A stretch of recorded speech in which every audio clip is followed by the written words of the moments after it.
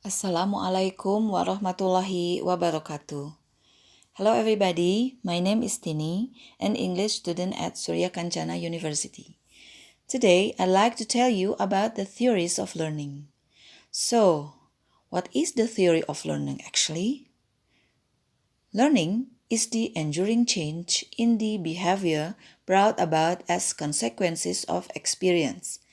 Simply, learning is the acquisition of new behaviors. In language field, there is difference between learning and acquisition.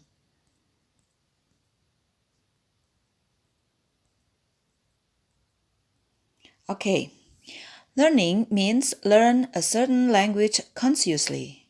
For example, I am a Sundanese and Indonesian, and I use both Sundanese and Bahasa Indonesia as my daily communication.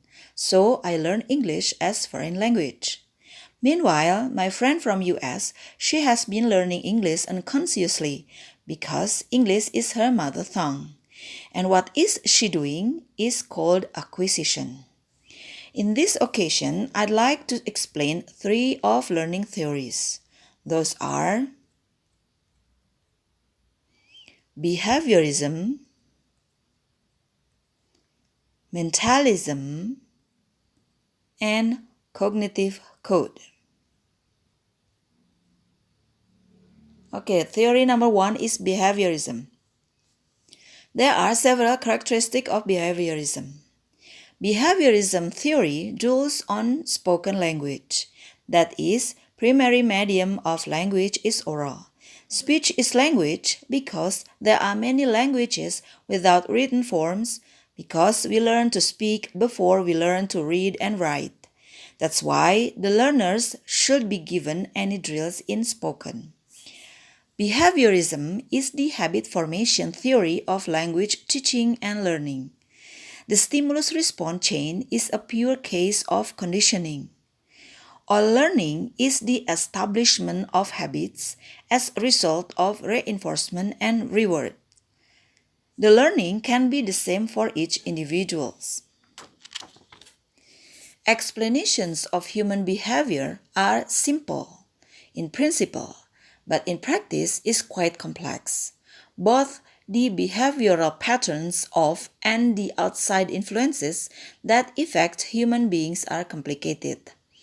Behaviorism theory has the strengths and the weaknesses. We can see that behaviorism is effective for transferring knowledge, making students more confident, and we hope that the students can change their behavior or act.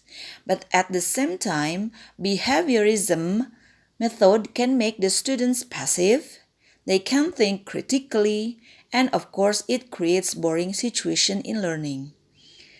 Theory number two is mentalism.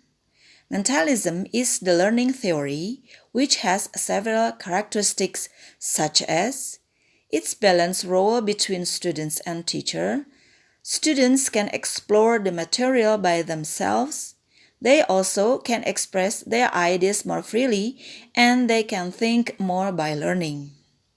But mentalism theory has also the strength and weakness.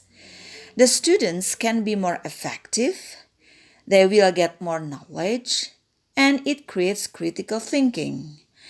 But in learning process, we need longer time duration, and it is not effective for lower learners. Now, theory number three is cognitive code. Cognitive code learning refers to a theory of second language teaching and learning rooted in cognitivist psychology and the structural applied linguistics developed in 1960s. The theory emphasizes the control of cognition in the conscious and explicit learning of the rules of a language as a code. The cognitive code theory emphasized the importance of meaningful practice, and the structures were presented inductively. The students are learners, can find that learning is the problem solving, and they can be active learners. As the other theories, the cognitive code has also advantages and disadvantages factors. The advantages factors are the students learn more active and they can learn by doing the process of learning itself. But we know the cognitive code approach is not effective for lower learners and it takes long duration in learning process. Now we see the statement of learners as emotional being. What does it mean? It means that the students have feelings or emotion in teaching learning activities. The teacher should engage students to learn language by rising up their motivation. We know there are 3 types of motivations. First of all is the external or instrumental motivation, and the second one is the internal or integrative motivation. The external motivation comes from outside the learners.